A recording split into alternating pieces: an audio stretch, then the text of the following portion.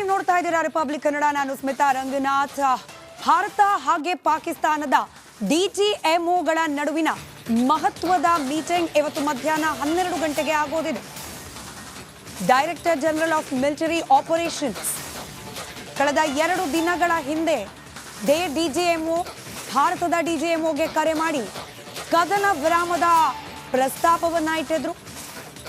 ಭಾರತ 2 ದಿನಗಳ ಸಮಯಾವಕಾಶವನ್ನ ಪಾಕಿಸ್ತಾನಕ್ಕೆ ನೀಡಿತ್ತು.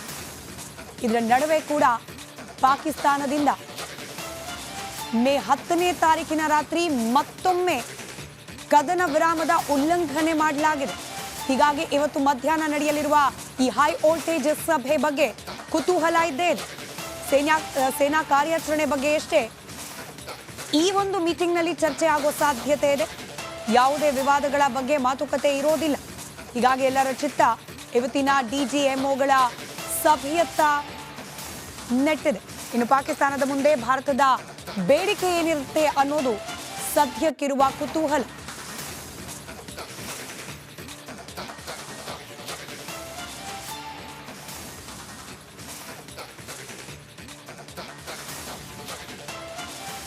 ನೆನೆಯಷ್ಟೇ ಸೇನೆಯ 3 ವಿಭಾಗದ ಮುಖ್ಯಸ್ಥರು ಡಿಜಿಎಂಒಗಳು ಒಂದು ಸುದೀರ್ಘವಾದ ಪತ್ರಿಕಾಗೋಷ್ಠಿಯನ್ನು ನಡೆಸಿ ಭಾರತ ಸೇನಾಪಡೆಯಿಂದ ಪಾಕಿಸ್ತಾನದ ಸೇನಾ ನೆಲೆಗಳ ಮೇಲಾಗಿರುವ ಮರ್ಮಾಘಾತದ ಬಗ್ಗೆ ಸಾಕ್ಷ್ಯ ಸಮೇತ ವಿವರಿಸಿದ್ದಾರೆ.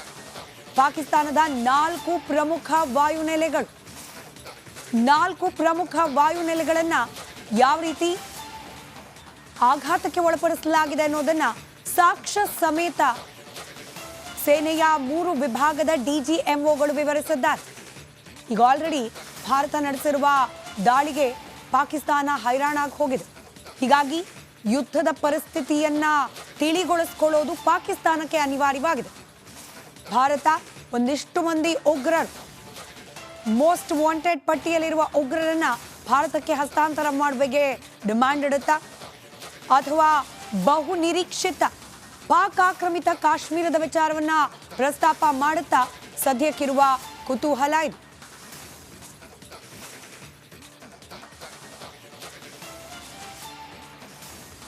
ನೀವು ನೋಡ್ತಾ ಇದ್ದೀರಾ ರಿಪಬ್ಲಿಕ್ ಕನ್ನಡ. ನಾನು ಸ್ಮಿತಾ ರಂಗನಾಥ್. ಭಾರತ ಹಾಗೆ ಪಾಕಿಸ್ತಾನದ ಡಿಜಿಎಂಒಗಳ ನಡುವಿನ ಮಹತ್ವದ ಮೀಟಿಂಗ್ ಇವತ್ತು ಮಧ್ಯಾಹ್ನ 12 ಗಂಟೆಗೆ ಆಗೋದಿದೆ.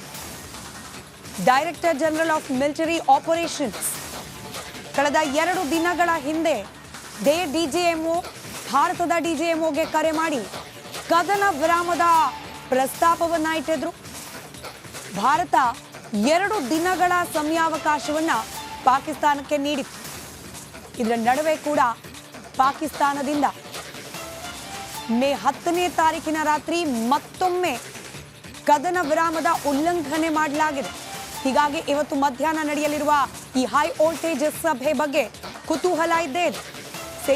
ಸೇನಾ ಕಾರ್ಯಾಚರಣೆ ಬಗ್ಗೆ ಅಷ್ಟೇ ಈ ಒಂದು ಮೀಟಿಂಗ್ನಲ್ಲಿ ಚರ್ಚೆ ಆಗೋ ಸಾಧ್ಯತೆ ಇದೆ. ಯಾವುದೇ ವಿವಾದಗಳ ಬಗ್ಗೆ ಮಾತುಕತೆ ಇರೋದಿಲ್ಲ. ಹೀಗಾಗಿ ಎಲ್ಲರ ಚಿತ್ತ ಇವತ್ತಿನ ಡಿಜಿಎಂಒಗಳ ಸಭೆಯತ್ತ ನೆಟ್ಟಿದೆ. ಇನ್ನು ಪಾಕಿಸ್ತಾನದ ಮುಂದೆ ಭಾರತದ ಬೇಡಿಕೆ ಏನಿರುತ್ತೆ. ನೀವು ನೋಡ್ತಾ ಇದ್ದೀರಾ ರಿಪಬ್ಲಿಕ್ ಕನ್ನಡ. ನಾನು ಸ್ಮಿತಾ ರಂಗನಾಥ್.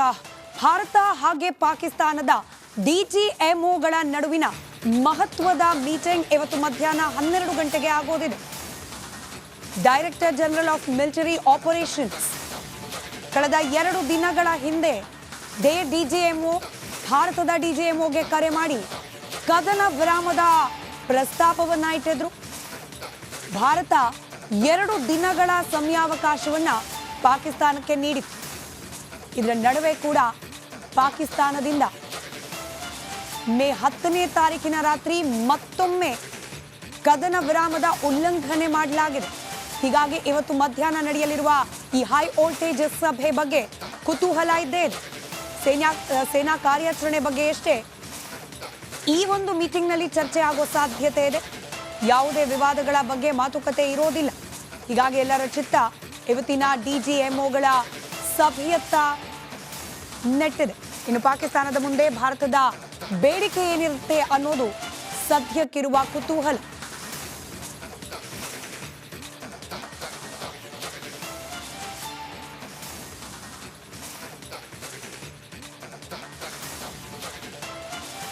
ನೆನೆಯಷ್ಟೇ ಸೇನೆಯ 3 ವಿಭಾಗದ ಮುಖ್ಯಸ್ಥರು ಡಿಜಿಎಂಒಗಳು ಒಂದು ಸುದೀರ್ಘವಾದ ಪತ್ರಿಕಾಗೋಷ್ಠಿಯನ್ನು ನಡೆಸಿ ಭಾರತ ಸೇನಾಪಡೆಯಿಂದ ಪಾಕಿಸ್ತಾನದ ಸೇನಾ ನೆಲೆಗಳ ಮೇಲಾಗಿರುವ ಮರ್ಮಾಘಾತದ ಬಗ್ಗೆ ಸಾಕ್ಷ್ಯ ಸಮೇತ ವಿವರಿಸಿದ್ದಾರೆ.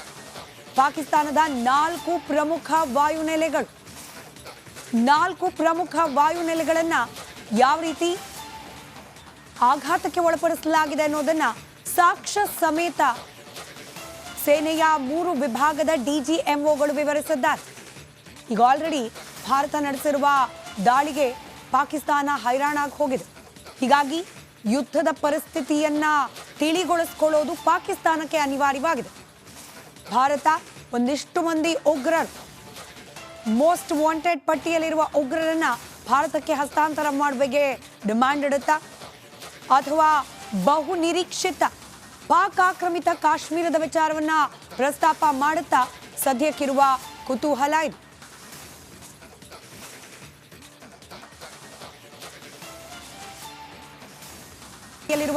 ಈ ಹೈ ವೋಲ್ಟೇಜ್ ಸಭೆ ಬಗ್ಗೆ ಕುತೂಹಲ ಇದ್ದೇ ಇದೆ.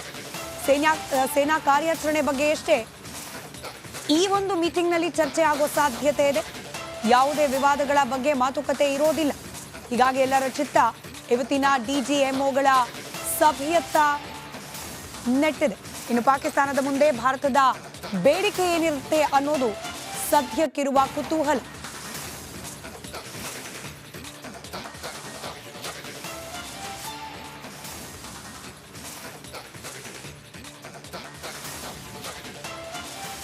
ನೆನೆಯಷ್ಟೇ ಸೇನೆಯ 3 ವಿಭಾಗದ ಮುಖ್ಯಸ್ಥರು ಡಿಜಿಎಂಒಗಳು ಒಂದು ಸುದೀರ್ಘವಾದ ಪತ್ರಿಕಾಗೋಷ್ಠಿಯನ್ನು ನಡೆಸಿ ಭಾರತ ಸೇನಾಪಡೆಯಿಂದ ಪಾಕಿಸ್ತಾನದ ಸೇನಾ ನೆಲೆಗಳ ಮೇಲಾಗಿರುವ ಮರ್ಮಾಘಾತದ ಬಗ್ಗೆ ಸಾಕ್ಷ್ಯ ಸಮೇತ ವಿವರಿಸಿದ್ದಾರೆ.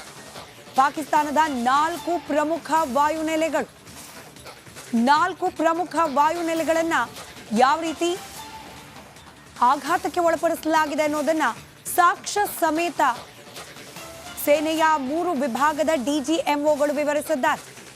ಈಗ ಆಲ್ರೆಡಿ ಭಾರತ ನಡೆಸಿರುವ ದಾಳಿಗೆ ಪಾಕಿಸ್ತಾನ ಹೈರಾಣಾಗಿ ಹೋಗಿದೆ. ಹೀಗಾಗಿ ಯುದ್ಧದ ಪರಿಸ್ಥಿತಿಯನ್ನ ತಿಳಿಗೊಳಿಸಿಕೊಳ್ಳೋದು ಪಾಕಿಸ್ತಾನಕ್ಕೆ ಅನಿವಾರ್ಯವಾಗಿದೆ. ಭಾರತ ಒಂದಿಷ್ಟು ಮಂದಿ ಉಗ್ರರು, ಮೋಸ್ಟ್ ವಾಂಟೆಡ್ ಪಟ್ಟಿಯಲ್ಲಿರುವ ಉಗ್ರರನ್ನ ಭಾರತಕ್ಕೆ ಹಸ್ತಾಂತರ ಮಾಡಬೇಕೆ ಡಿಮ್ಯಾಂಡ್ ಇಡುತ್ತಾ ಅಥವಾ ಬಹು ನಿರೀಕ್ಷಿತ ಪಾಕ್ ಆಕ್ರಮಿತ ಕಾಶ್ಮೀರದ ವಿಚಾರವನ್ನ ಪ್ರಸ್ತಾಪ ಮಾಡುತ್ತಾ ಸದ್ಯಕ್ಕಿರುವ ಕುತೂಹಲ ಇದೆ.